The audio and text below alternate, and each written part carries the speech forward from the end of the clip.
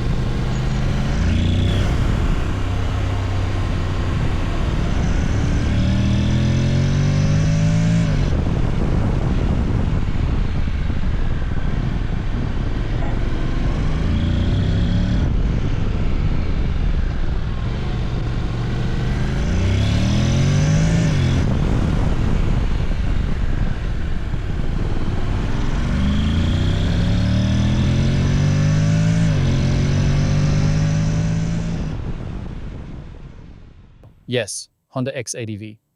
Some people categorize it as a scooter simply because it has so many practical details.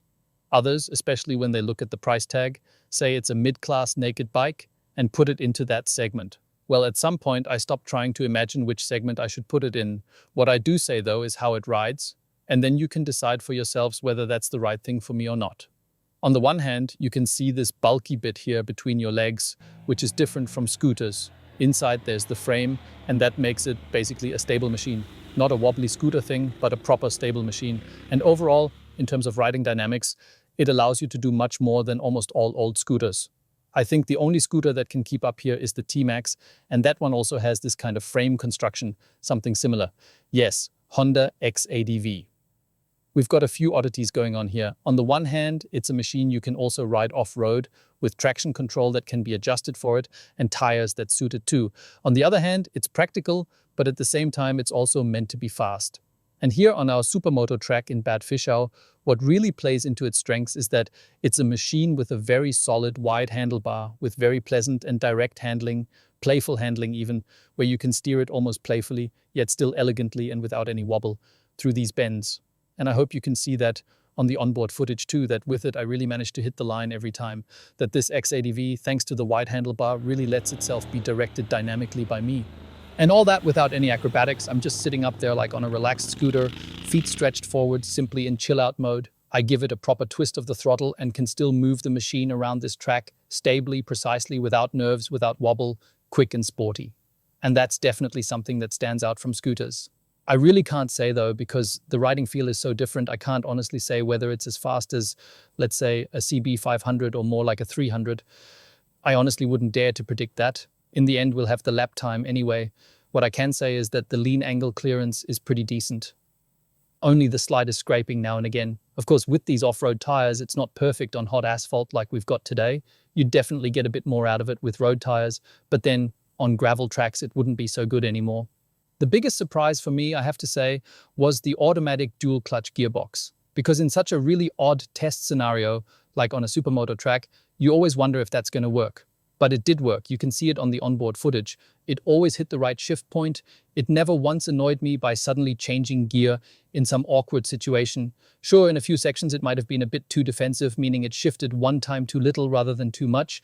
But I have to say, overall that actually did the riding dynamics and the confidence in the saddle a favor, even if the revs sometimes dropped down a little too far. On the other hand, it never threw in some mad kamikaze gear change, so this dual-clutch gearbox never made itself felt in a negative way. At the same time, though, I ended up with far more gear changes here than I would have done on the road, where I simply don't want to unsettle the chassis and move around too much, and where my left foot has other jobs anyway. So in the end, it still managed more gear shifts than I could have done manually. And I think that actually helped the lap time overall. The brakes and the ABS were also surprisingly sporty. They worked really well even here on the supermoto test track.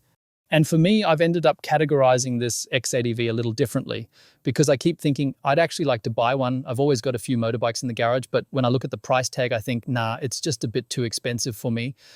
As a fourth or fifth bike, such an expensive thing, I'd rather go and buy some smaller scooter. And that's the thing you have to be clear about. This is not a third, fourth, or fifth machine.